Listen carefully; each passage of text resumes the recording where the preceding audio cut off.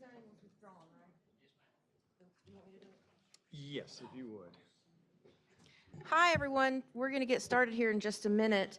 But before the mayor opens the meeting, I want to let the folks in the audience know that if you are here for the public hearing for the rezoning on Branchview, that case has been withdrawn and will not be heard. So you don't have to sit through the meeting if you don't want to.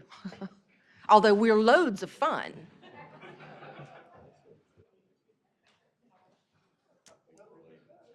Goodbye. Have a good evening and Merry Christmas. All right.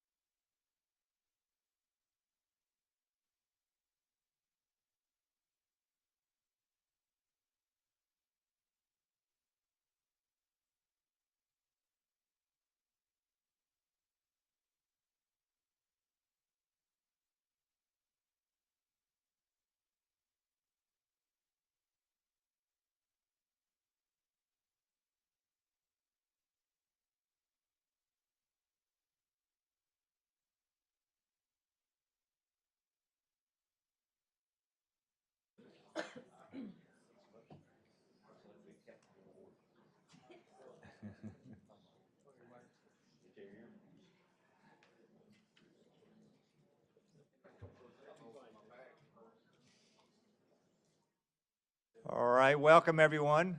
Glad to have you at our December meeting. We'll come to order. We'll start with the Pledge of Allegiance and a moment of silent prayer.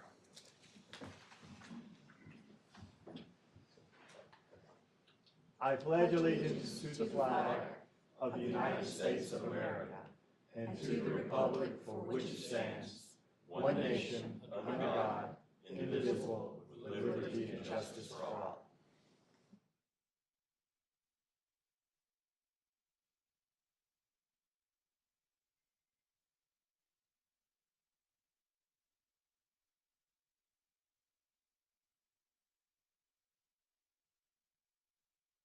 Thank you.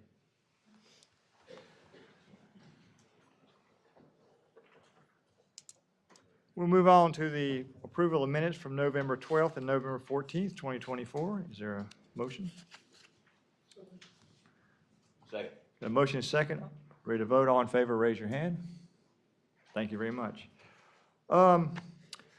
Next is the organization and procedure for City of Concord. Establish a time and place for the council's regular meetings and work sessions. Right now, we're the second Thursday, preceded by the Tuesday before that, and then 2 weeks after the first work session. Does council want to stay with that, or do they want to change anything? Stay with it. Stay? Anyone, everybody's okay to stay with it? All right. Number 2, election of Mayor Pro Tem, calendar year 2025. Kim, you put out our procedure for that, and it was Andy Langford's turn. Council, is there a motion to? I nominate Councilman Langford for Mayor Pro Tem. Motion second, ready to vote? All in favor, raise your hand. Thank you very much. Unanimous? It was, yes, it was.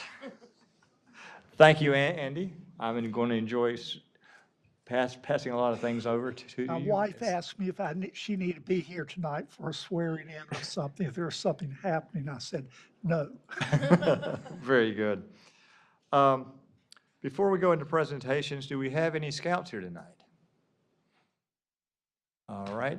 Do we have any? We just finished our class of Concord 101. Is there anybody here from the Concord 101 class from our last time? Jack, I thank you for coming back to learn more. Really great. Anyone else? All right. Thank you very much. Any from the Youth Council here? Oh, very good. Oh, so you'll be making your presentation. Who will be making the presentation tonight? Okay. Thank you very, very, very, very much. Usually I ask what school you're from, so let's go ahead and do it. What class you're in, what school? I'm in the class of 2025, and I go to Cox Mill High School. And your name? And your name? I'm Aria.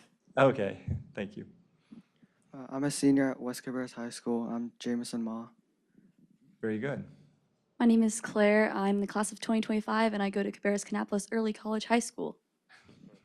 My name is Justin, and I go to the same school as her, and I'm a senior. Very good. My name is Benjamin. I go to Hickory Ridge, and I'm class of 2027. Hey, my name is Reed. I go to Cox Mill. I'm class of 2025. My name is Shreya, and I'm the class of 2025 at Cox Mill. My name is Vikram. I go to Cox Mill High School, and my class is 2027. I'm Tanisi, and I'm class of 2028, and I go to Northwest Cabarrus. Hey, my name's Abby. I'm class of 25, and I go to the Cabarrus Kannapolis Early College High School.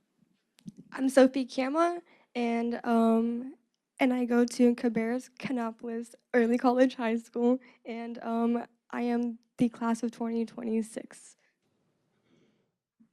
Hi, my name is Alexia Seymour, and I'm a senior at Northwest Cabarrus High School. Hi, my name is Owen Taylor, and I'm a sophomore at Cox Mill High School. Good evening. My name is Bailey Barkley. I'm class of 2025, and I attend Cabarrus Kannapolis Early College High School. Hi, I'm Estella, and I'm a senior at J.M. Robinson. Hi, my name's Amelia Dobbs, and I'm class of 2027 at Northwest Cabarrus. Hi, I'm Emily Harrison. I'm class of 2026 at Concord High School. We have some more coming. You want to introduce yourselves? Oh, what school you go to? Sure. Hi, my name is Alma, and I'm a senior in Concord High School. Hi, my name is Jose, and I'm a junior in Concord High School. Very good. Oh, one more over here.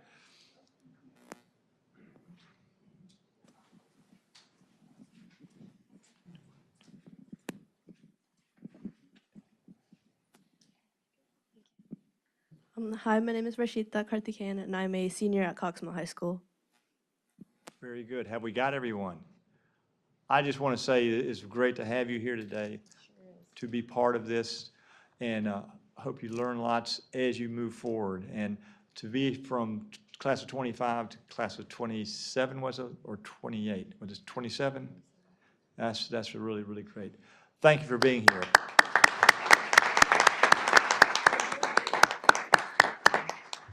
And we'll be calling you up for your presentation as we move down the agenda. So, thank you, Bailey. All right, next, we're on presentations. Recognition for 2024 North Carolina APWA Street Manager of the Year Award. Philip, you have somebody who'd like to come forward, and I'll be down there with you. Randy.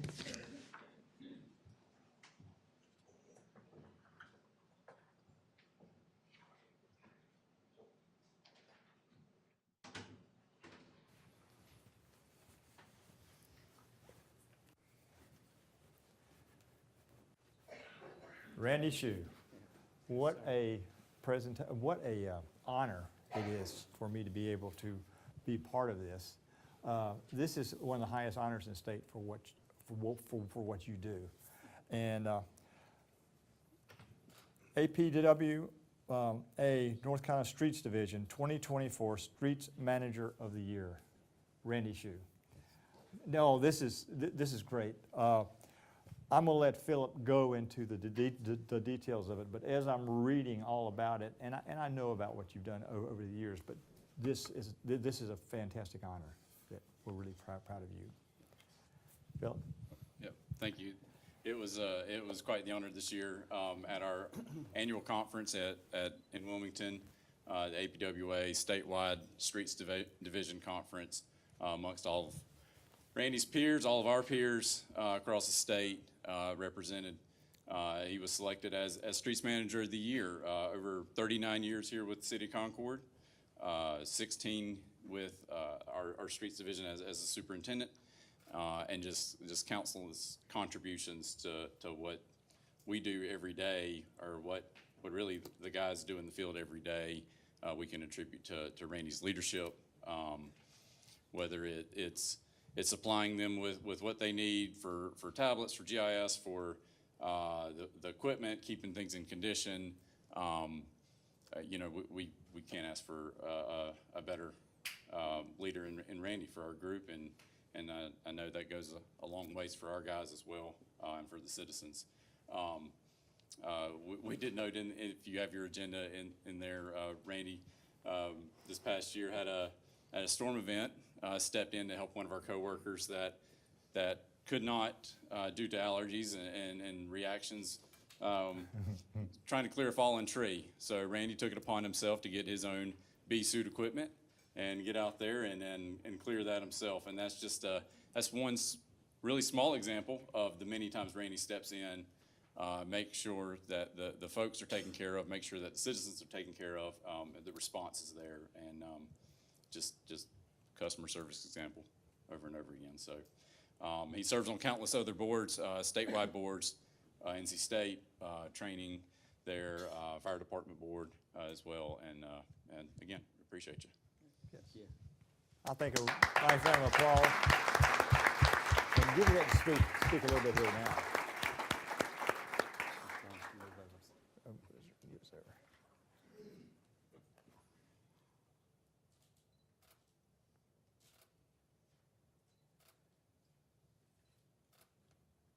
Now, Randy, tell us a little bit from your side about some of the most unique things that you've done in besides the bees. 39 years, I've seen a lot of storm events, went through Hurricane Hugo, history of Concord. Everybody always looks at me kind of strange when I tell them that there's something buried in the road there, and they end up digging it up, and they go, yep, there was something buried there. The trolley tracks that's out here on Union Street, down Cabarrus Avenue, countless other little things that I figured out over the course of 39 years. I actually started here before I finished high school during a program that they used to have to hire school age kids to work during the summer. So I'd done that 3 years before I came full time. So I've been around and seen a lot of things. Yes, you have. And we really appreciate everything you've done and continue to do for us. Thank you very much. Just hear it again. And I would like you to, council would like to also congratulate you. If you could just start down there, that'd be great.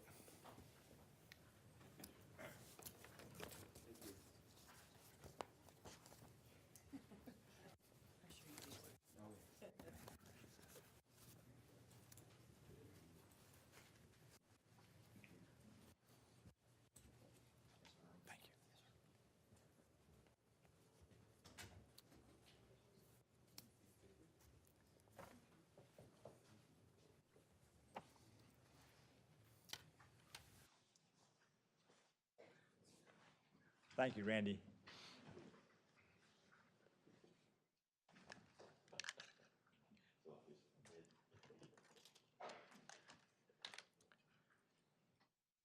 Our second presentation was performed on Tuesday night, so we'll move on to unfinished business, which the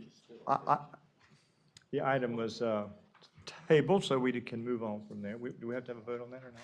It was withdrawn. Withdrawn, so we don't have to. All right. Under new business, informational item, the presentation of Youth Council President Bailey Barkley. If you can come forward, we'd love to hear about what's going on with Youth Council. Since you have almost 25 of your cohorts here tonight, which is really great.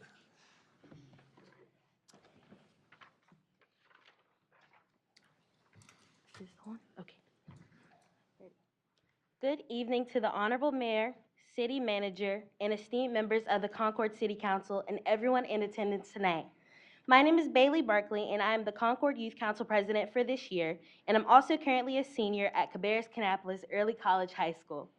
On behalf of the 70 members of Concord Youth Council and I would like to extend a heartfelt thanks for all the support you've given us in creating the new leaders of tomorrow. Your ongoing encouragement has helped us make a real positive impact in our community, and for that, we are truly grateful. Our youth council is made up of high school students from across Cabarrus County, and together we are united by 3 key goals: leadership, community, and service. These principles drive us to take meaningful action to benefit Concord, and this year has been full of opportunities to do just that. One ways we make a difference is through service projects that support and uplift our community. For example, our nature programs such as Flora Fauna and our park litter sweeps as well. This gives us a chance to disconnect from current technology and let us learn about the community's environment and to help keep our parks clean for the public to enjoy. It's a special opportunity to not only improve our environment, but also teach the next generation about the natural beauty that surrounds us today. In addition, Youth Council helps with large community events like the International Festival, where we celebrate cultures from around the world. We organize games, activities, and educational booths to ensure kids learn and have fun celebrating the diversity that's in our Concord community. Another example of our service is our Penny War fundraiser, which we organize each year to support a child in the Cops for Kid program. It's a fun, competitive way to raise money, but the real joy comes from knowing that we're helping a child in need, ensuring that they have a joyful holiday season. Also, our council supports every aspect of our community. We collect dog food and have the opportunity to pack the dog food that we collect as a council, which this year we sent to Western North Carolina for the Hurricane Helene relief victims. Throughout the year, our members also assist with a wide range of events, from park litter sweeps to the Christmas parade, the Concord tree lighting, and the Veterans Salute 5K and 10K. Whether it's setting up, breaking down, or working at the kids station, Concord Youth Council is always ready to lend a hand where it's needed.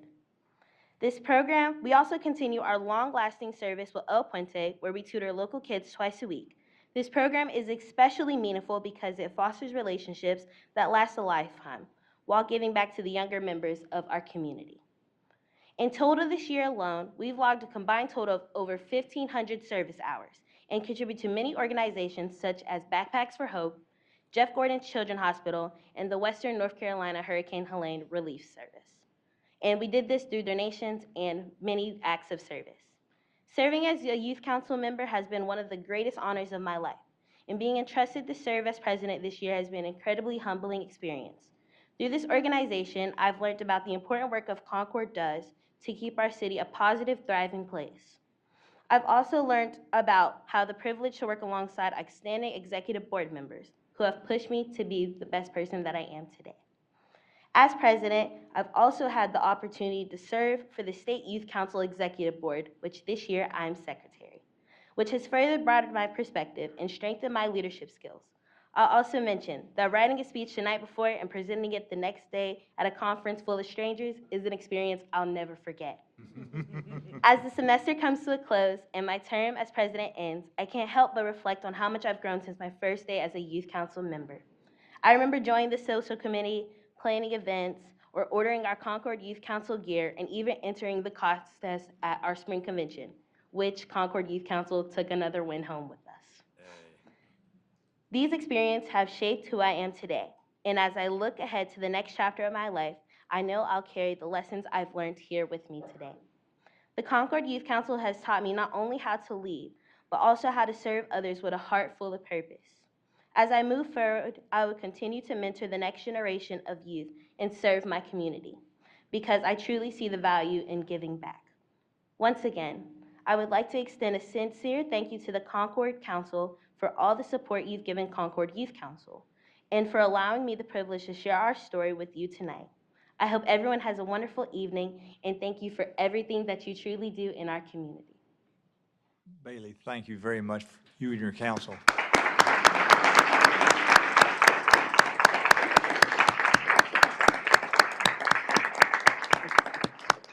Thank you. All right. On Tuesday, we did the presentation of the independent auditor's report.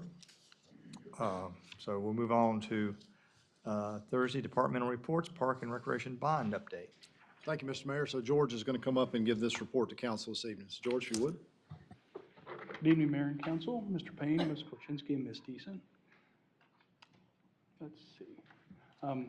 Given the Parks and Recreation Bond Program Update Report, the financial update, we are still approximately $634,000 under the funding availability. That will change as we get the next park project bid and underway.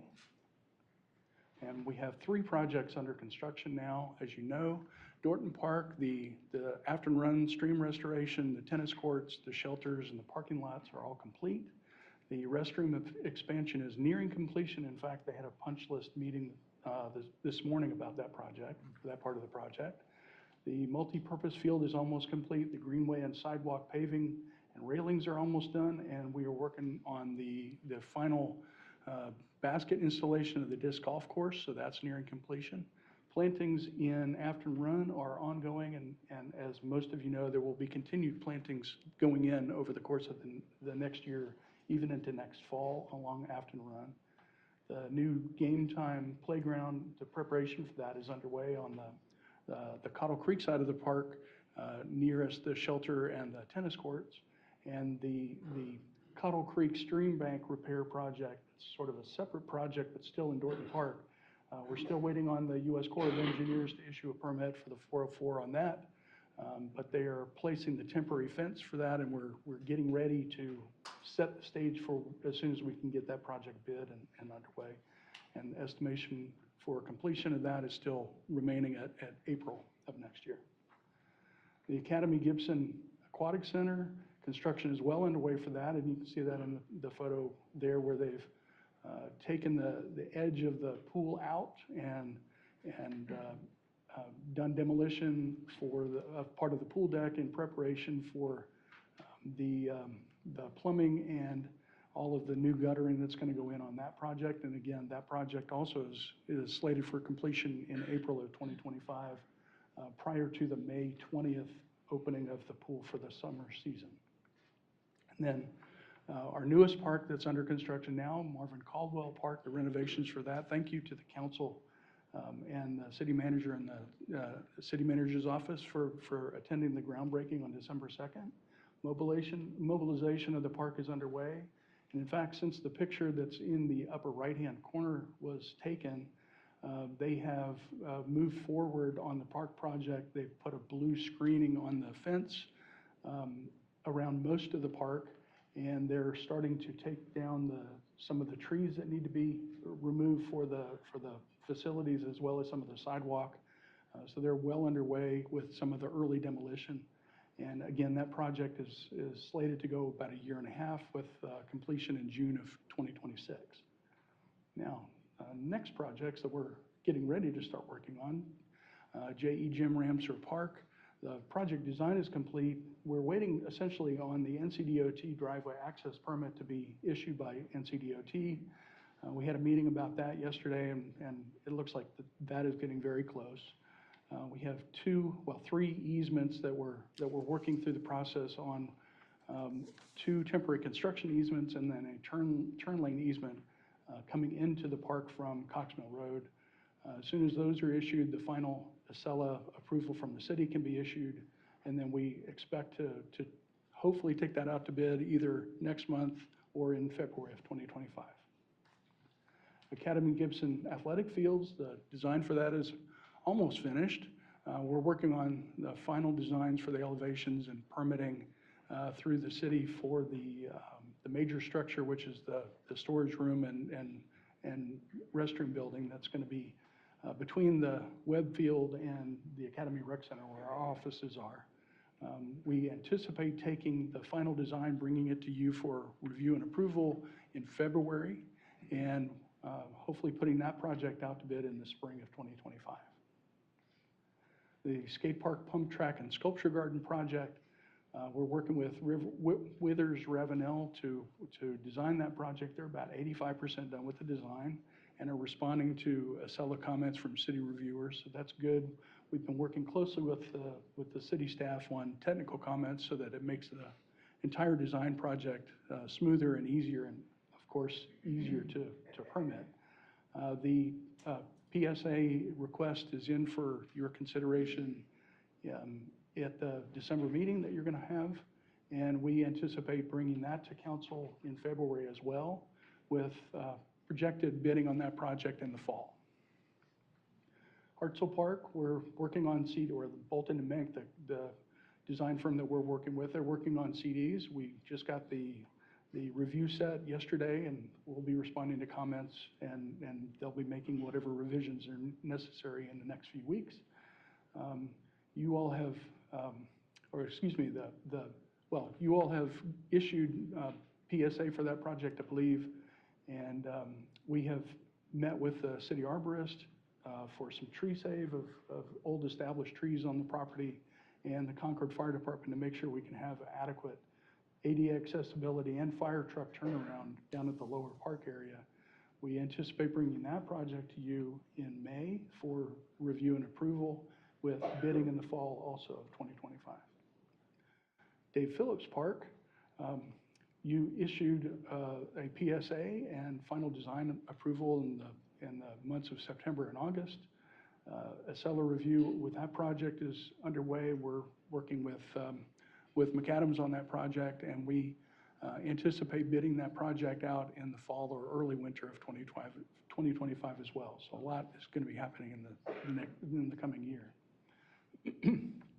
Then Poplarton Trailhead Park, we're having that project designed by the engineering department, so internally. And as most of you know, that is a main trailhead connector for the Hector Henry Greenway along the Rocky River. It's immediately adjacent to that. But it's also the connector for the Clark Creek Greenway system, which is connecting to it through the Carolina International School property. We're working with them and NCDOT and Duke Energy for the best way to connect that project together, connect those projects together through Poplarton Trailhead Park, and we anticipate that will be bid in the spring of 2027. Right, and then the last three projects, so these are future projects, and we're just getting started with these, or haven't yet fully gotten started with these. So Wilson Street Park, we're doing that one internally as well, being led by planning. Design scoping is underway for that. Flow Park, McAdams is doing the design, and they're going to be starting their full-on design in 2026. And Academy Rec Center, that'll be the final project, and design will start being worked on that one in earnest in FY 2027. So if you have any questions, I'd be more than, one last slide. Here's the budget schedule, or I mean the project schedule, and you can see those. And if you need a paper copy of that, we're more than happy to make that available to you. And if you have any questions, I'm Thank happy to entertain them. Thank you. Council, any questions? All right. Just keep it moving forward. Thank you very much. Thank you. Second is the downtown streetscape update. Thank you, Mr. Mayor. Call on Kaylee to come forward. I think she and Paige are going to tag team this presentation to council this evening. Good evening, Mayor, members of council, Mr. Payne, Ms. Kolchinsky, and Ms. Deason. This past month, the completed work, we have milled and paved the final lift of asphalt in the Cabarrus Avenue intersection. I'm sure you guys may have noticed if you're downtown that they had reduced traffic to one lane while that work was happening. Also worked on the courthouse sidewalks, so you'll see in some of the photos I have that those have been poured, but they're still remaining to do the brick paver work there. Sidewalk work from Cabarrus to Killarney, 95, we could say to 98% complete. Again, you'll kind of see in the photos, there's a couple areas that need to be patched with concrete and then just brick pavers. Most of the banding is in place, but not the large herringbone pattern areas. Plumbing for the water fountain is complete. That's the last bit of the water line work. It has not been installed yet, but maybe next week. And then the kiosk has been set. Soil cells for the whole project are 100% complete, and tree planting was also done this past month, about 90% complete there. The supplier did run into some issues where we were getting trees from western North Carolina. So with Helene, they're having to kind of find trees in other locations. So we'll get the rest of those installed soon. Current work, final lift of asphalt from Cabarrus to Killarney. So I've got some kind of tentative goals written in here, but they are planning on working on that tomorrow as well as Saturday. Of course, landscaping and remaining street trees, as I mentioned, some of those suppliers' issues slowed us down a little bit, but that is coming soon. They're still working on pulling wire, the electric wire, as well as fiber for the poles. Final light pole foundation, there's one left north of Cabarrus that should be installed before this weekend, and then a goal for them to install, they're gonna work Saturday and Sunday to get the rest of the light poles installed, including the remaining festoon pole. Brick paver installation's ongoing. You'll see in the drone images a couple of locations for that. They're also working on caulking expansion joints and the sidewalk work from Corbin to Ford, and again, with the goal of 12/20 for that. And this says road striping by 12/23. As of our afternoon meeting, I think they have that scheduled for late next week, so a little bit sooner. And I don't have any upcoming because really everything that's remaining is in that current work scope.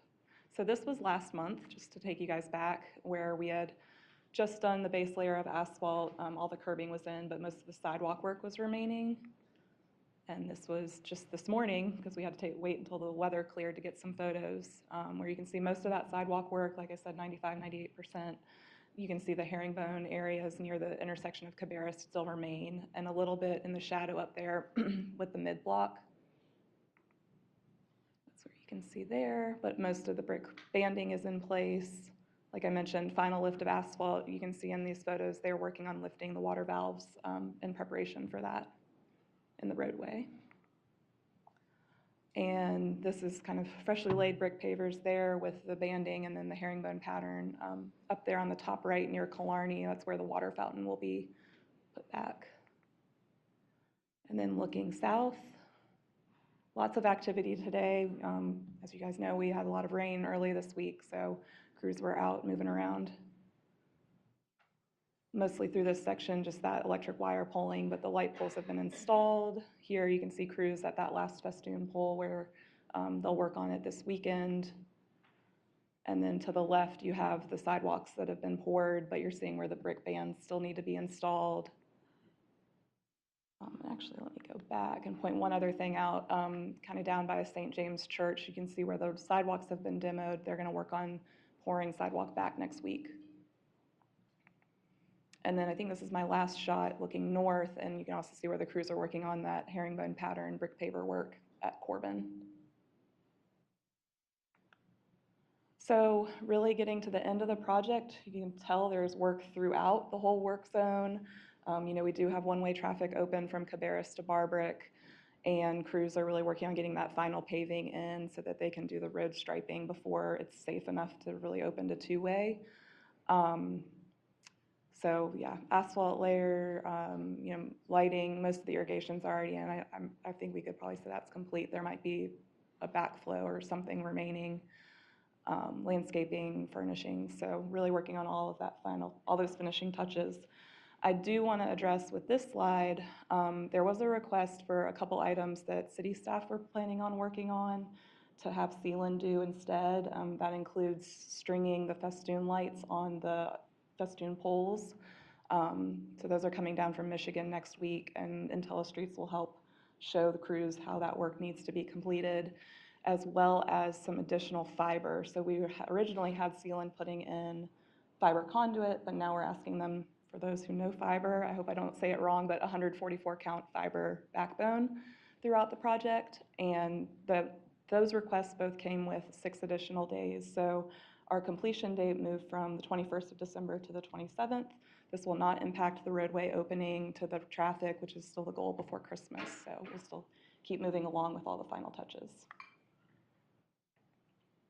And then, as always, we have our website updates, which will start trickling out as we finish. And then our parking availability, no change here.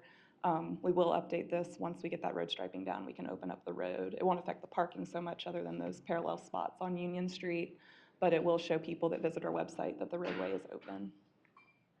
And with that, I will pass it to Paige unless there are any questions for me. Any questions? I have a couple, please. I think their contract, the last extension that we granted is supposed to end on the 21st, which Right. is next Saturday. That's an odd day for it to end. But I did ask, I think they also have 40-plus rain days. Right. What's their exit strategy? I'm curious how we're going to see them out. Right. And if they are planning to use any of those rain days, and if they've given us any idea about how many of those rain days they'd like to cash in. Sure. I'll speak to what I know. If others have more information, So I just mentioned those extra 6, so now it'll be the 27th. They do have 44 rain days that we've tracked so far. There hasn't been a formal request. We do anticipate that coming in the next couple of weeks for what rain days they might need to finish out the work. I don't really know how to address how they're going to sort of see them out. I mean, I think we'll see crews lessening as we get more work installed. You'll see less crews on site. You know, we'll open the roadway back up, so there might be a lane closure if they need to do something small. You know, bringing in those last street trees, for example, maybe they would need to close a lane or direct traffic differently. And then, of course, and I know Jackie could probably speak to it, there'll still be sort of 6-month punch list, or there'll be items that maybe we have them come back over the course of the next year to look at with warranties and how all those things work. So I don't know if that answers your question enough, but. More or less, Okay. yes. I'm just anxious to, and I'm sure everyone's anxious to see them, you know, goodbye. Right. And so I'm just curious, as we're getting so close to the end, if there is a plan and if they like us so much, they want to stay a little longer and use some of those rain days and you know, just what we can anticipate. Sure. So, but thank you. You're welcome. The planning. Yes. Outside the trees, Mhm. how's that going to progress? I think we had some changes to the landscape plan, again, given the supplying issues, maybe things we had to replace or choose different plants. It's my understanding that was just recently approved, so they're still kind of sourcing some of those. I know they want to probably do that all in one big, at one time, sort of like they did with the trees. They really came in and installed all those until they were done.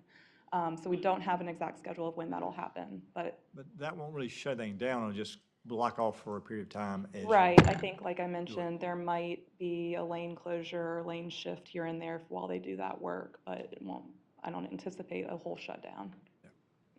Other questions? All right, thank you. Thank you very much.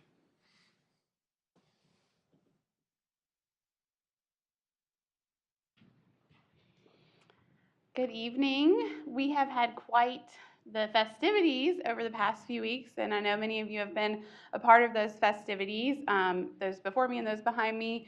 We hope that you had really enjoyed those. A lot of work went into those, but according to the data that Parks and Rec provided from Placer.ai, the tree lighting was a tremendous success. We had 7,500 people in downtown Concord and averaged about a 44-minute stay. So really loved seeing everybody there, and Michael Anderson has some really wonderful photos of this and the parade available on Facebook. If you haven't looked through those, I encourage you to do that. Just some other shots of the tree lighting, just showcasing our community out on those sidewalks. Of course, the street was shut down for this because there are so many people, but just it was really amazing to see so many people filling the streets, gathering into stores. I know, Two Gals was full. Press and Porter had lines out the door. People were enjoying the social district. It was just really wonderful. So we hope that, we know that carried through with the merchants and the community as well. Moving on to the parade, the following day was another great success. This was my first time to actually see the parade in the commercial district downtown. So that was really exciting. I've seen it from people's front yards, but never really in that commercial district that we're in every day. According to that Placer.ai data, 20,400 people, and that's the full parade, not just in downtown. And they stayed for 107 minutes on average at the parade. But I wanted to capture a couple more photos. I know, Council, you all were on the fire truck, so you saw all of the people just packed in, but it was quite a sight to see. I kept saying to the contractors beforehand and our teams that have been working on this project, I'm like, there's going to be people in the landscape beds. Like, that's going to be, and they're like, okay, it's okay. So they're in the landscape beds. Maybe not next year when we have plants, but hopefully. But just packed in. It was really wonderful to see all of that, and appreciate everyone coming out and supporting the 96th Christmas parade. And then we rolled right after Thanksgiving into Small Business Saturday Holiday Trail. So this was the second year that we've held this event as a holiday trail, and we had 2,600 people in downtown during the event hours, and they averaged a 53-minute stay. with the peak times between 12 and 3. We had 2 trolleys taking people from downtown Concord over to Southern Strain, where there's a few different options to support local, and then all the way over to Gibson Mill and Cabarrus Brewing, where they have their big holiday market and a number of other things happening. We also had about 50 pop-up vendors within downtown strategically placed throughout so that people could shop those vendors and also come into the stores and restaurants and other places that are available downtown, and had some of those pop-up vendors on Bar Brick as well. We had some merchants tell us that they did triple the business they did this Small Business Saturday than last Small Business Saturday, which was really amazing. And we've kind of asked them, we had a coffee chat with our Main Street colleagues earlier this week, many of which said that their retailers saw a really big dip this Small Business Saturday compared to last Small Business Saturday. So to be able to say that we had a really successful Small Business Saturday and that our merchants really saw an uptick when the economy is kind of trending a little differently was really exciting, and we're really happy to have been able to support that. Santa was here, so we've got lots of photos with kids, families, and the businesses with Santa. And then he popped around. We also had a photographer with us, so many of those folks got their photo taken. And letter writing, the kids got to write letters to Santa as well. We have new businesses downtown. Lux at the Loft Beauty Bar is at 11 Cabarrus Avenue East. That's next to Sweet Life. So she is by appointment only and is a hair salon. We have Wicked Wife Designs, just opened in 9 Union Street North. That's inside. Don't be scared. Don't be scared. She's really lovely. She has, this particular business has been at several art walks as a vendor and now has a retail spot. If you walk into the building between Local Bottle Shop and the Tokyo Hanoi restaurant, you'll find her straight back in that space. And then coming early 2025, Two Scoops did make that announcement last month, so wanted to highlight those, and we'll look forward to more announcements as we move into 2025. Any questions? All right, question from council. I don't have a question, but I did not have words to describe what we saw coming down Union Street on Parade Day. It was just like the curtain rolled back. I mean, it was just amazing. Yeah. Like I said, I don't have words. It was It was the best day. It really was. Great, thank you. Any other Thank you. thoughts? Thank you very much. All right, we'll move on to recognitions of persons to be heard. This portion of the meeting is our time to recognize persons requesting to be heard and provide an opportunity for anyone wishing to address the city council to do so. Each person will receive 3 minutes to address the council. This is a time of listening for council. The subject will be noted. If required action or request, the city manager will note of such and provide steps for any required response or after action. Please leave your contact information with city clerk to facilitate communications. All right, I have 6 people signed up. Starting off with Mali Colovetti. Did I do better this time? You did. Thank you. Is my handwriting better this time? Yes, it is, a lot better. Welcome. Good to see you this month. That's right. Good to see you. Mali Colavita, 101 High Clare Drive. Good evening, Mr. Mayor, council members. My name is Mali Colavita. I am the owner of the Intrepid Companies. We are a real estate development firm based out of the Charlotte area. As you've heard from me over the past few months, I focus on taking small properties that are dilapidated or underutilized and partnering with the community to bring them up to full utilization, to fulfill a high-end for-sale housing need and to help create a higher housing standard going forward. The project we're here to continue talking about are the Weddington Road Villas, as we are seeking an allocation of sewer capacity for this project. As you'll see from the presentation from my council, the project will greatly benefit the city of Concord. Specifically, I want to rehabilitate this area into something beautiful. I want to see it improved the right way because I understand the importance of quality over quantity. I want to develop it into something eye-catching and into something that we don't see as much anymore. My company focuses on projects like this, projects that are challenging in communities that have challenging circumstances where everyone should be given a benefit or an opportunity to benefit from development. We're here asking to partner with you to bring a much needed high-end housing need to Concord that supplies a balance for housing with a quality high-end product. The project is 82 townhomes and something that we're excited to do so the families can be proud of the product that we're building. I look forward to partnering with you, and thank you very much for your time. Thank you. There is Shaheen. Good to see you again. Good to see you, sir. Always a pleasure. Mr. Mayor, congratulations, Mr. Mayor Pro Tem, on your recent election. Members of council, Mr. Manager, Madam Attorney, Madam Clerk. My name is Larry Shaheen. I'm attorney at the McIntosh Law Firm, address 209 Delberg Street, Suite 203, Davidson, North Carolina, 28036. And the project we're here to discuss today, as you all know, Weddington Road Villas. I know you've heard from us several times over the last several months, and we want to make sure to thank you for putting up with us. We continue to be a big believer in the power of advocacy and the opportunities to come before you to make our case, because we know we have to make our case, because that's important.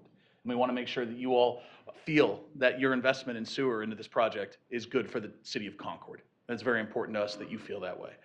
So you'll look at the site location here at the corner of Weddington Road, Pitt School Road. This replacement of existing mobile homes with newly constructed for sale townhomes. Councilmember Stocks, I know you were concerned about displacement. Those are vacant, ma'am. So there are no current renters in them. The current owner has decided to, at that point, had moved all of the folks onto new homes. So there'll be no displacement there, ma'am. Wanted to make sure you knew we addressed that after our last conversation. The land use complies with the 2030 land use plan. It's already received its rezoning approval. You all know 2021 received preliminary plat approval at the same time. A picture of the existing land use, as you can see with those 6 trailers on the site. It is currently the only land use in the vicinity to be in this type of configuration. So with this one vote, you'll be able to rehabilitate this site and be able to provide much needed housing while also being able to make that area a little bit nicer with very little minimal impact to the local community. Surrounding land uses currently exclude the established residential subdivisions. You've got the rental community next door, which this will not be associated with, nor will it be rental, and of course, new commercial and office space. Here's your overall site plan that consists of 82 townhomes. I believe the request was for 15,000 gallons per day, 15,000 gallons per day. The project, of course, is going to take those 50-year-old rental homes and the 6 trailers. The internal sidewalks are going to have community connectivity as well as a large amenity area and a dog park. So that way folks will be able to keep up with all of their furry friends and make sure that everyone has an excellent place to live, work, and play. The quality for sale product, as you can see here, is something that's going to be high-end. We know that there has been a consistent pushback on vinyl and other siding that is of lower quality. That's not what this will be. Hardy plank and brick is what the plan is here. And this quality for sale product, as you see, is going to include a mixture of front products as well as opportunities. I don't need to say again, I've been here, I think at this point it's been almost a year. We've been talking together as a community about the importance of housing and the growth in this area, and it must be balanced. It has to be something where it's managed growth, and we believe this product accomplishes that. It's a managed growth product that will allow folks to be able to move into and buy a piece of the city of Concord for them to be able to live, work, and play here. Again, we're adding sidewalks as a part of this project. The goal will be to be able to have those sidewalks in, and of course, we cannot have our certificate of occupancy without it. So at this time, we ask for your support. We ask for your help to build this project. Thank you. Thank you. Zach Allman. Welcome. Thank you, Mayor. Thank you, Council. I'll be quick. I'm also here on behalf of McIntosh, Malley Calavita, and the Intrepid Companies. We're here today, again, asking for your support in this upcoming Tuesday's allotment meeting for water. What's unique about this product is it's unlike anything Concord currently has with a higher-end townhome.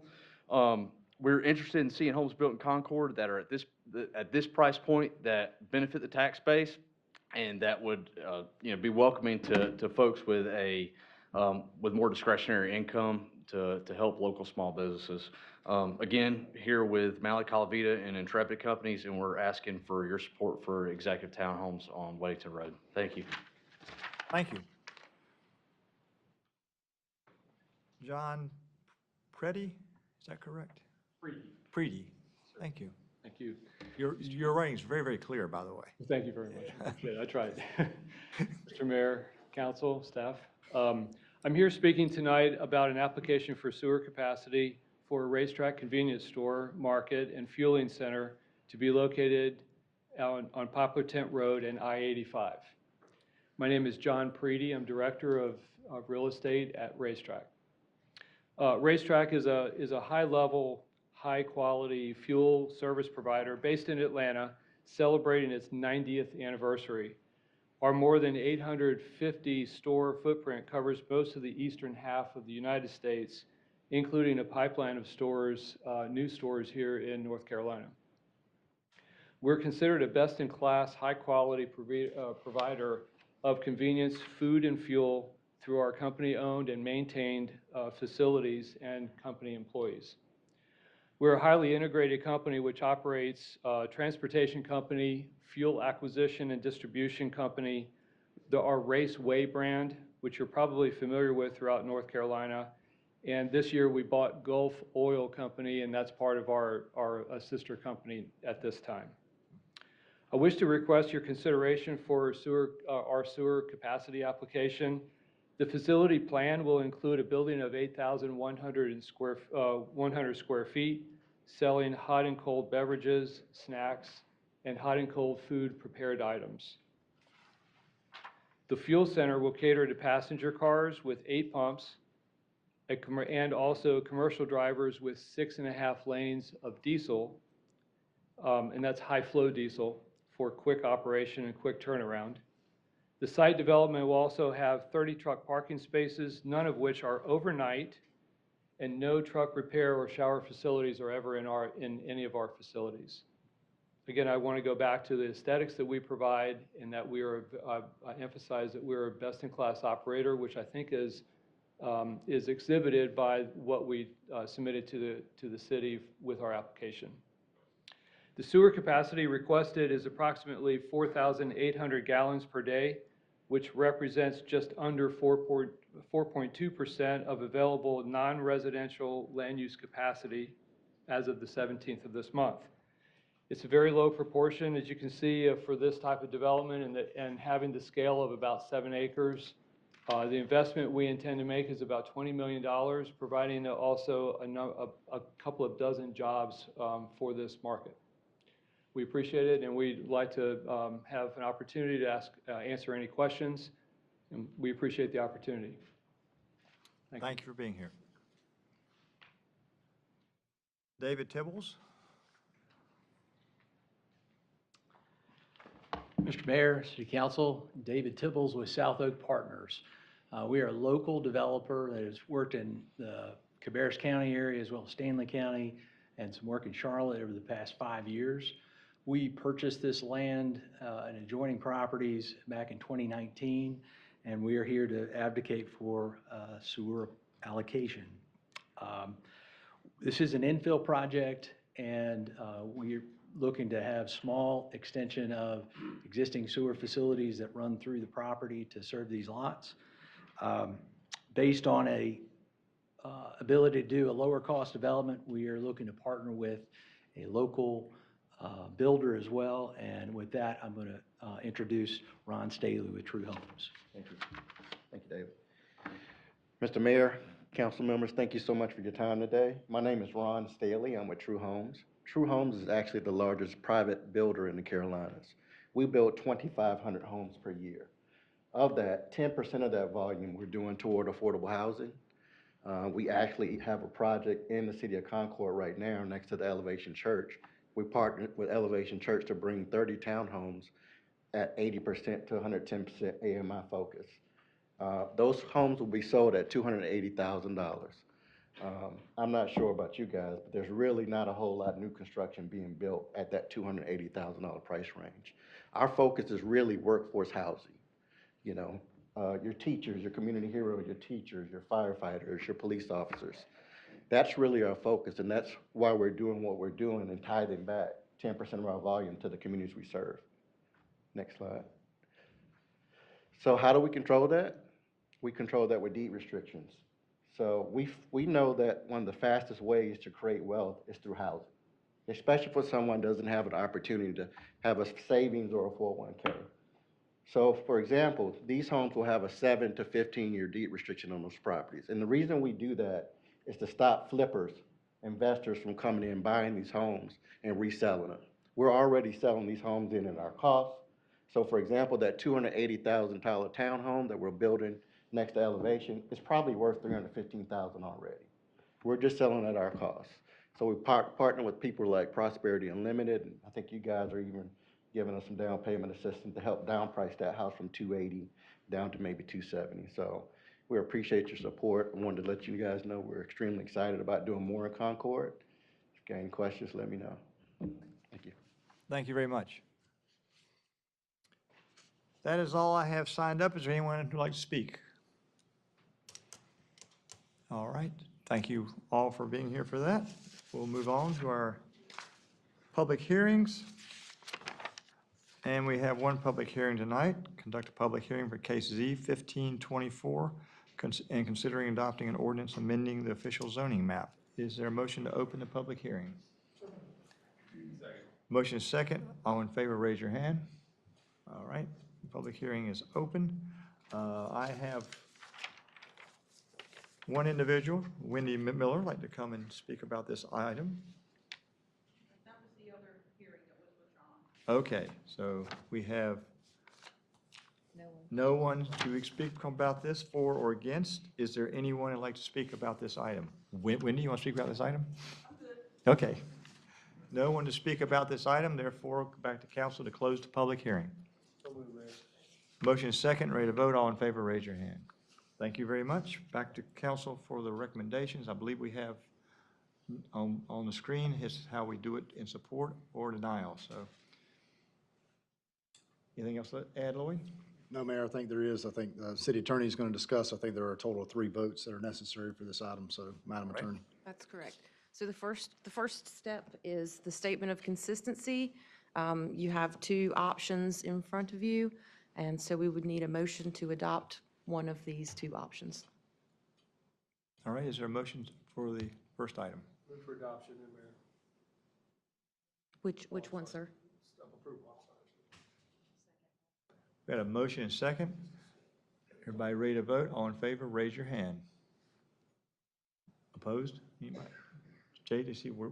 You did, I just missed it. You were fast, you were fast. All right. All right, and then your next step is to approve or deny the zoning map amendment. Do that by motion. Move on that too, Mayor, to approve. Second. Got a motion and second, ready to vote. All in favor, raise your hand. That's good. Good, JC, thank you. And then the third step is to approve or deny the land use plan amendment. Move on to approve. We have a motion and a second, I believe. Second. Okay, ready to vote, all in favor, raise your hand. Thank you very much.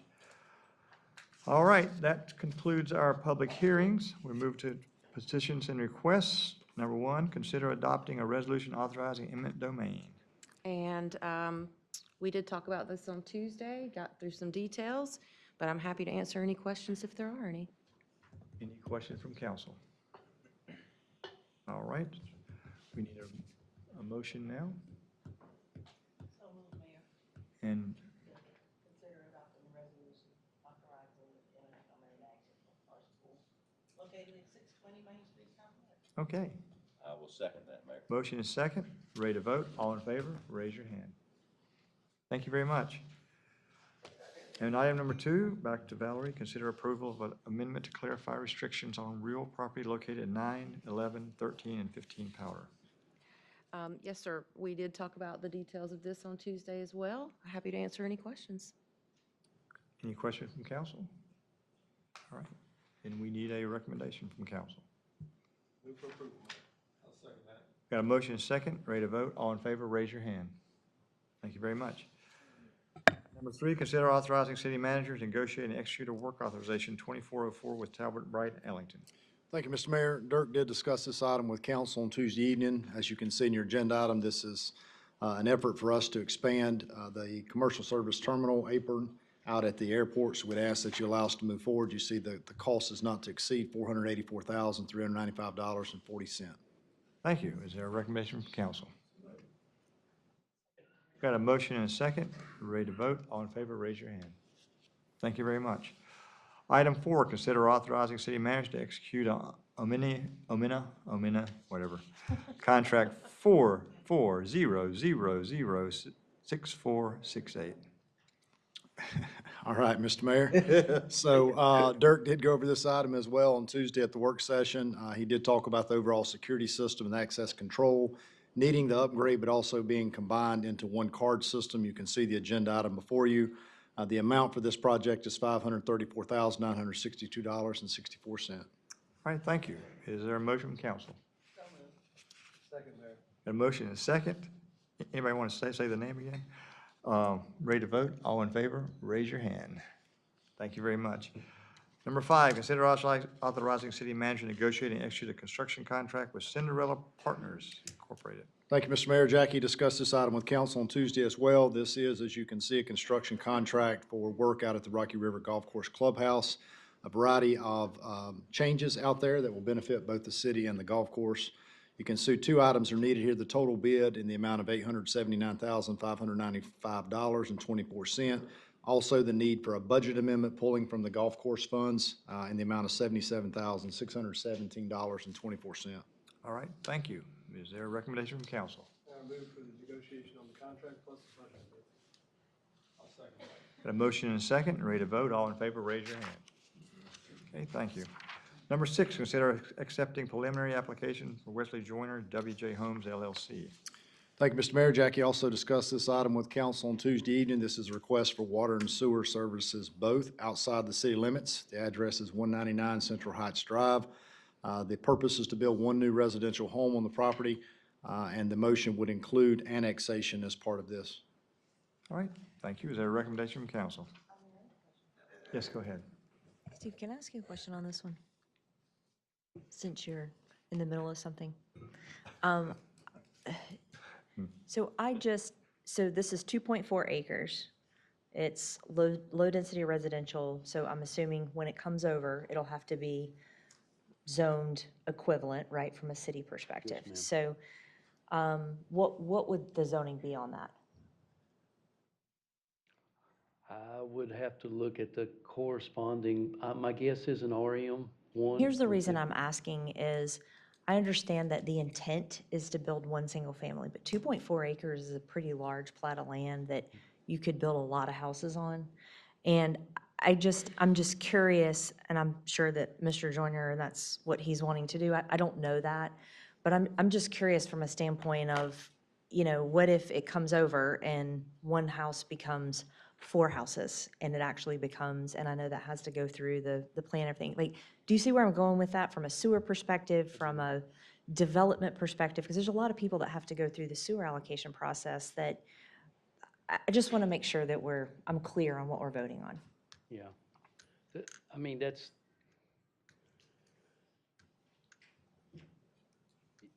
possible. Sure. Because if you're under the threshold and it's in, and depending on what the zoning is, if you can meet the lot dimensions, you could zone it. I mean, you could subdivide it. So I see your train of thought. Yeah, I think all we have at this point is Don't- his intent to Right. build one home, but you're right. Yeah. Right. He could build more than one based on the density. In this particular lot, when you look at it, it's kind of skinny. Mhm. I looked at that also. It's got a driveway back to an existing house. It'd be difficult. You could shoehorn a couple, but then you're gonna get into so much Right. roadway. Right, and So, flag lots or It'd be whatever. Okay. difficult. I will ask, though, we've asked this before, and I thought maybe it wasn't annexation, because once they're annexed, that's a different.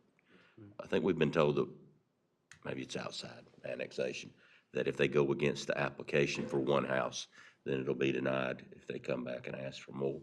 Am I offline here? Are you talking about with sewer? Yeah. So if they're not being annexed and they're asking for water and sewer outside the city or water for one house and they build 3, we could reject that because it's against the sewer app or the water application. No? I recall ever Okay. discussing this, so I'm not We just really stick with this one. He's making it up. Yeah, no, and I was actually making notes whenever you asked me, because there's a couple of things in my mind to check I was writing on there. Yeah.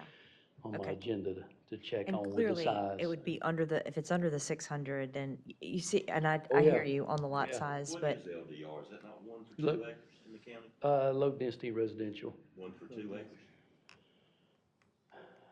or it's 2 per 1 acre. I cannot remember off the top of my head.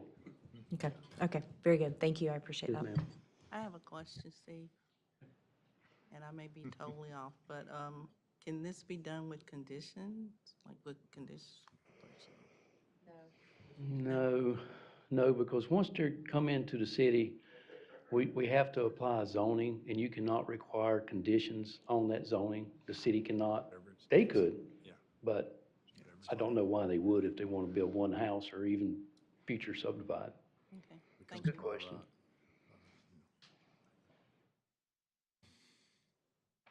All right, thank you. Back to council for a recommendation.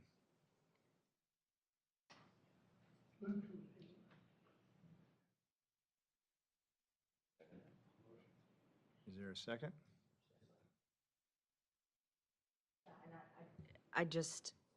I'll second the motion, but I have a problem with, I don't think that's the intent here, but like, I think to Lloyd's point, we only know intent and that's what we can do. I think we need to be really cognizant that there's a lot of people in this city that are not getting sewer, and this is outside the city. It's a big piece of land. So, but I'll second the motion. I'm not gonna hold this up from that perspective. All right, we have a motion and a second. Any further discussion, which I think we've covered? Ready to vote? All in favor, raise your hand. Okay, and opposed? No one. Okay. Yeah, it is a good question. All right, items 7 and 8 are appointments to boards. For 7, we have the TAC and the TCC, and we have, for TAC, we have Councilmember Kinsey and Councilmember Crawford as the alternate. And for TCC, we have Transportation Director Philip Graham as the delegate, and Deputy Transportation Tony Tagliaferri. How is that? Close? Tagliaferri. Close. He was laughing before you tried it. I know it. I just tell you what. So those are the two. Is there a motion for those two? Motion second. Ready to vote. All in favor, raise your hand. Then for the Central Liner Regional Council Board of Delegates, we currently have Council Member Andy Langford as delegate, and alternate is Councilmember Clay, which they'd like to swap positions, and Lori Clay would become delegate, and Andy Langford will become the alternate. Is there a motion for that? Got a motion and a second. Ready to vote. All in favor, raise your hand. Okay, congratulations. Yeah. I look forward to monthly reports. Yes. Now we're on item number 9, which was a movement from the consent agenda. 9 is consider adopting a budget ordinance establishing housing repositioning fund and an amendment to affordable housing fund. Thank you, Mr. Mayor. So as you stated, this item was on consent agenda, was listed as item J, moved to item 9 on the regular agenda. This is a request to establish the Housing Repositioning Fund, which council has discussed quite a few times. And so this is putting us in position to replace and upgrade our current public housing. And so this will begin that process and establish the fund and the amendment accordingly for the funds that have been spent thus far. All right, is there a motion from council? Move. We have a Second. motion and a second. Ready to vote, all in favor, raise your hand. Thank you very much. Item K in the consent agenda is now item 10. Consider adopting American Rescue Fund, Plan Fund Grant Project Budget Amendment. Thank you, Mr. Mayor. So closely related to the previous item, now that the fund has been established by council, this is a request to move $2 million of what was American Rescue Plan funds to the repositioning project. And so we'd ask that you allow us to transfer that money to move forward with the project. All right, is there a motion? Got a motion and a second. Ready to vote? All in favor, raise your hand. Thank you very much. And item Q, consider approving changes in the rates and charges schedule for utility billing. was brought up to item number 11 in presentation. So is there a motion for that item? Or first of all, hold on, before that, Lloyd, do you have anything to add? I was just going to add, Jessica did discuss this item with council on Tuesday. There was some questions back and forth about the timing of this and the reason for it. I think she addressed those questions. I did send the red line version that was supposed to be attached, and when it was converted over, somehow the redlining did not come with the agenda item. So you saw that information yesterday, so you had that to look at. She explained the reason for the changes mid-year as opposed to waiting during the normal budget process. And so we would ask that council make this amendment and allow us to move forward. All right. With that said, is there a motion from council? Got a motion and a second. Ready to vote? Okay, comment, go ahead. Manager Payne, I'm in favor of this, but I would like to at least suggest that maybe between now and our regular budget, that we look into those deposits. And I know they can be, once they have whatever, meet certain criteria, they can get it back.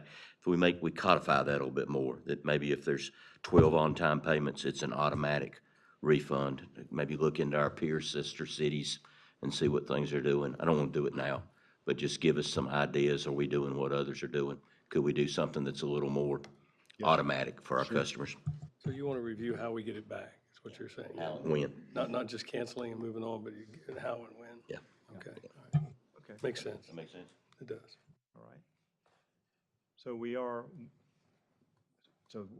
understand where we're going with that. Yes, sir. That is So correct. We're ready to vote on the motion that we've second.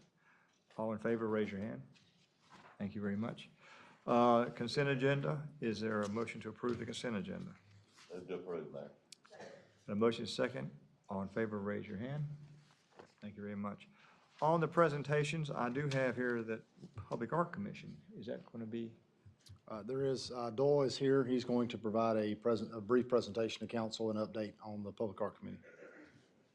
Excellent. Good to see you. Wasn't ready to come up quite this soon. Good evening, everybody. I wanted to give a update on the Public Art Commission and what we've been doing lately. Some of the general activity we've had is just recently Staff and Public Affairs has developed a new Public Art Projects webpage for the city website. And this will serve as a central location to announce calls to artists for all projects, showcase completed works, and to house the new public art map. Also, our annual work plan is almost finished and should be ready to present to you all in your January meeting, hopefully. Staff and legal are developing artist-specific contracts to use on all current and future projects, which will help the process go a lot more streamlined. And as always, the commission and staff continue to learn valuable lessons that'll make future projects more streamlined. For specific projects, the streetscape sculptures and murals, the curator and staff continue to move forward on this project. Calls to artists have been released and publicized to the artist community, with submissions due in early January. This project's on schedule to have sculptures installed by March and the mural painted by May, hopefully in line with the opening of the streetscape, or the, whatever the thing is, sorry. Okay, second project, the what? No, it was before May. It'll be Yeah, open. It'll the be open. sculpture part, not the mural part. Yes, it's your part. Yeah, our part. Yeah. For the Les Mars tennis wall mural, the wall's been cleaned and prepped. A community input survey asking what the community wanted in a mural was generated, which got more than 600 responses, which we were thrilled to get that many. An artist selection committee is being put together. The call to artists for that project should be released tomorrow. And this project schedule's been challenged by numerous factors, but will likely be completed by the end of the fiscal year. The public art map is now done and active on this new projects page on the city website.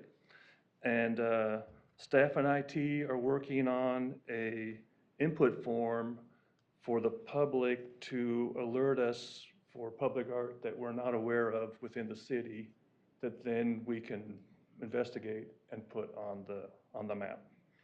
And that form should be ready to release sometime in January.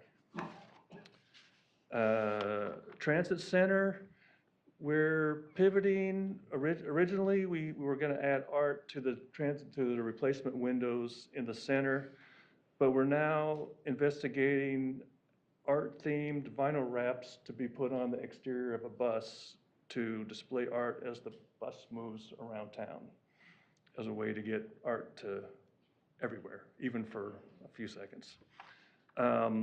Mural grants project, the commission generated a mural guidelines document and application form back in July.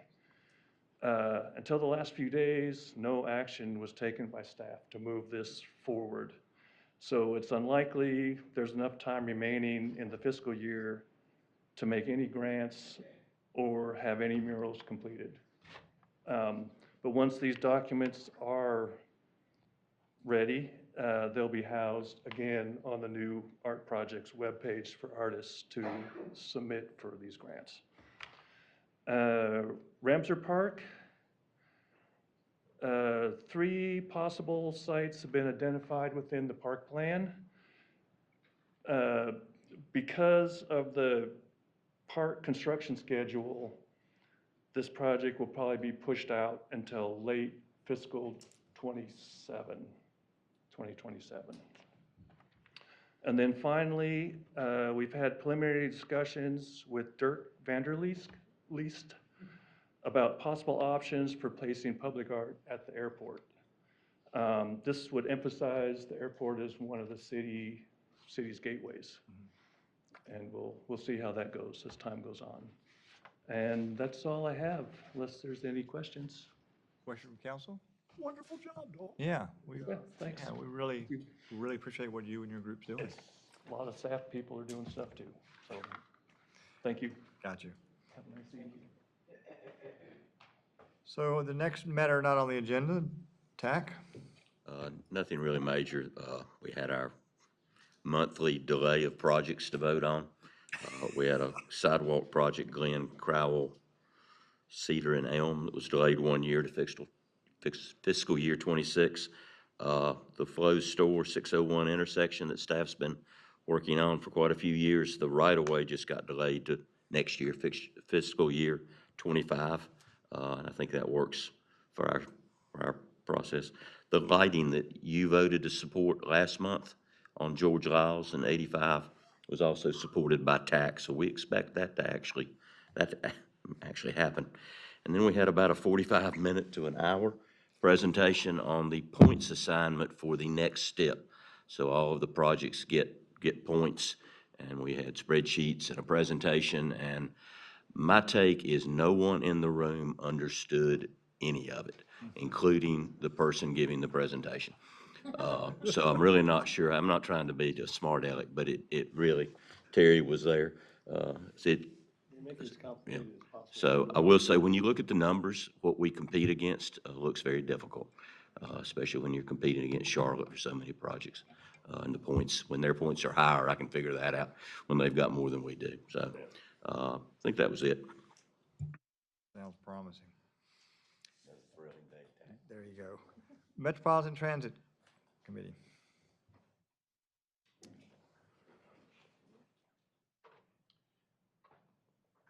Good evening, Mayor, members of council, Mr. Payne, Ms. Kolchinsky. There, again, nothing of regional significance from the MTC. They are, however, going through some internal reorganization, particularly as they potentially prepare for moving to a transit authority. But they took 2 of their community advisory committees this month and are in the process of merging that into a single entity kind of laying that groundwork for that future transit authority. So and then they had some internal discussions about some of the findings from the FTA investigation and some of the things that were in the news 2 years ago. But nothing otherwise in terms of a regional transit discussion. Okay. And while you're up, Concord Campus Transit Commission, Betty and John. There was no meeting last month, however, we are meeting next Thursday, so that'll be our last meeting for the year, and then you will take over in 2025 as chair. Got it. Thank you. Anything to add? You guys have anything to add? No. Okay. Thank you. Central Iowa Regional Council. Water Sewer Authority of Cabarrus County. We don't have anything significant to report. We have a meeting next week. That'll be the last of the year. Okay, very good. Webuild Concord.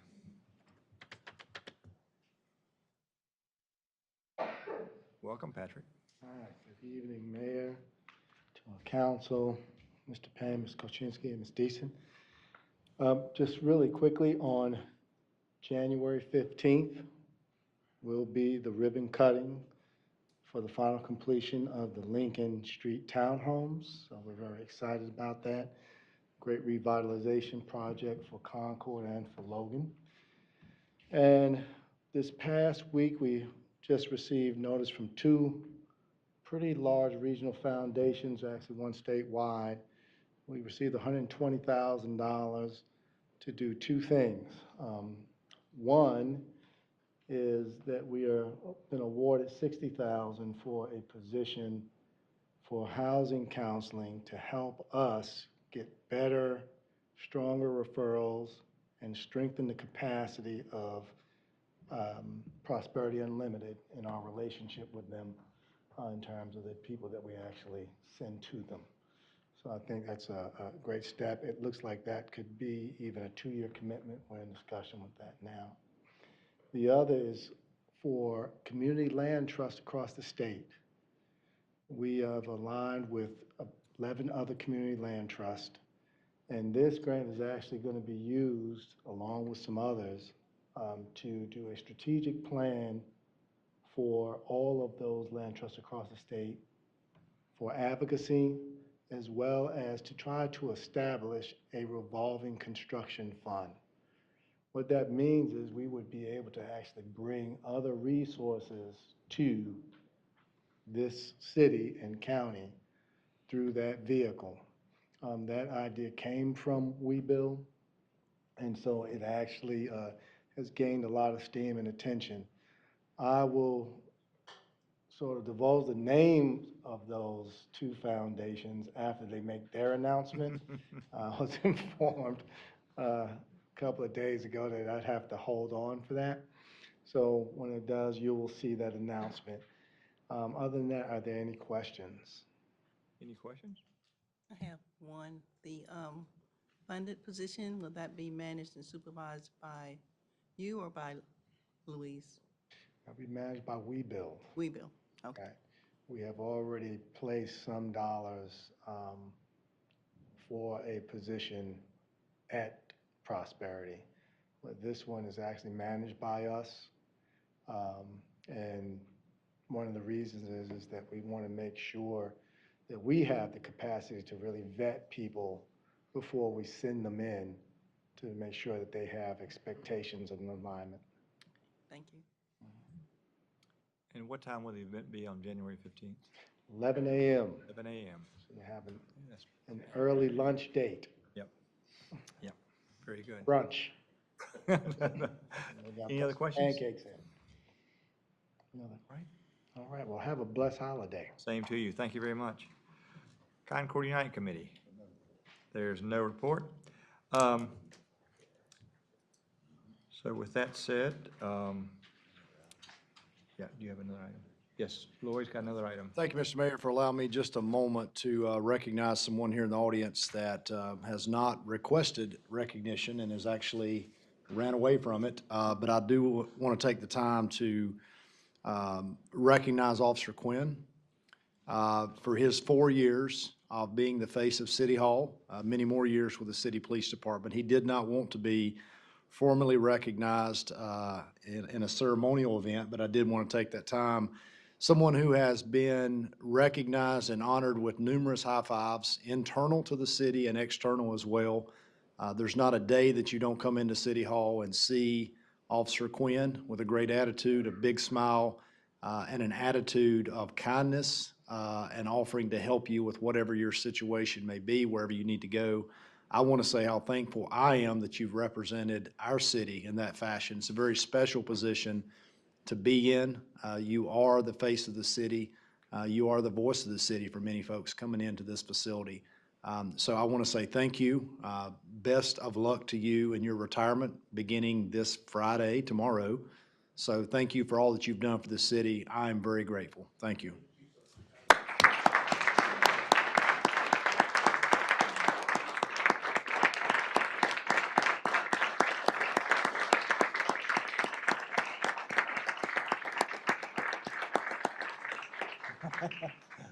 Thank you. We will miss you. So, but I'm sure you'll be around, won't you? Very good. Hey, Mayor. Bill, Yes. may we also, Yes. may we also recognize Brian Hyatt, who is assuming a new role in our community? Andy jumped in front of me. Oh, I'm Because sorry. I'm Yes, sure we he were couldn't hear gonna- me say that. That is also somebody else that does not like public recognition. So we want to make sure when we have the opportunity to do it, I'll second what Andy said. We are very blessed, and we really gratefully appreciate you stepping up into this position. I couldn't think of anybody better to be doing that. So we're glad you're here, Brian. Yep. Thank you. Yeah. All right, anyone have anything else we need to cover before we go into closed session? I do have one thing about tomorrow at, I believe it's at 10:30, is the, let's see, of the fire recruits at, here we go. The Class 37 recruit class graduation, MC Suites at 10:30 tomorrow morning. So whoever can be there, be great. And, sewer packets early tomorrow as you can get them in. Now that we've had our public hearing, we can finish them out tonight. And with that said, a motion to go into closed session pursuant of NC General Statute 143-318.11A4 in order to discuss the location or expansion of industries or other business in the area served by the public body. Is there a motion? Motion second, all in favor, raise your hand. Thank you very much. Everybody have a good evening and a happy holidays.